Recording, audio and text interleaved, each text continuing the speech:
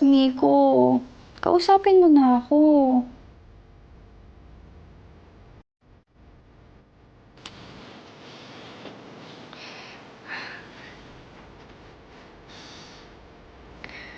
I promise magpapakatotoo na ako.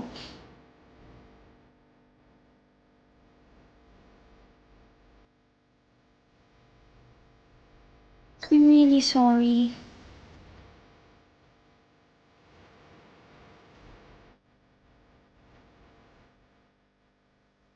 Oh, alam mo, galing ako sa mall.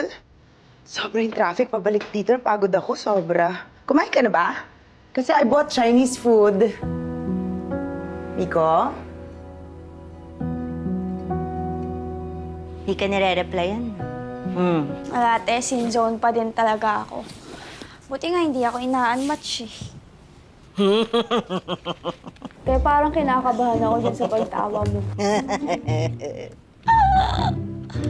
Alam mo, Day, ikaw rin makikinabang dito. Oh, pak. I'm not your manager for nothing. Uy! Okay, thank you. Okay na.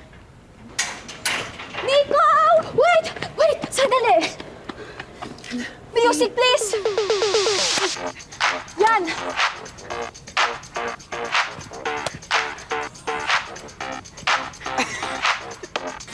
Okay, stop. Stop the music. Gwendolyn, bakit ka nandito? I am Guadaline Pepino Gabayoyo. Ayun ang tunay kong pangalan. Born and raised in Capas, Tarlac at naniniwala. Ay, wala pala yun sa Tatay ko si Guardencio. Yung tatay ko, si Guardencio na isang magsasaka. Ang aking kapatid naman ay si Kyla May, na isang senior high student. At yung nanay ko, namatay nung 12 years old ako. Si Rinalyn. Si Rinalyn. Kaya ayun, ako na yung breadwinner ng pamilya namin. Gusto ko talaga maging doktor. Gusto ko makatulong sa kapwa ko, you know. Pero wala akong pera. Kasi onti lang yung sahod eh. Kaya yun. Bakit mo sinasabi lahat ito sa akin? Pre, ayoko mawala ka eh. Sa akin. Di naman ako nawala sa'yo. Kinailangan ko lang ng oras para mag-isip. Tsaka hectic din yung schedule dahil sa mga exam.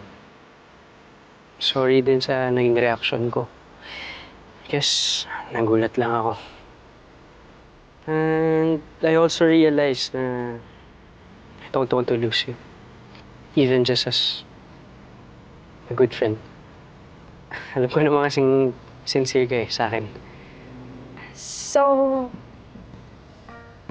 friends?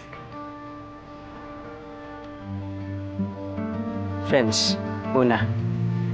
Lang. Parang baliw. Edi sayawan na! Music! Music! Ay, alam mo ito, di ba? Yung beauty challenge ang gusto ko! Oh, Game challenge na matagal ko na gusto. Yes! Game. 1, 2, 3, go! 1, 2, 3, 4, 5, 6, 7, 8. Oh, freestyle! Freestyle!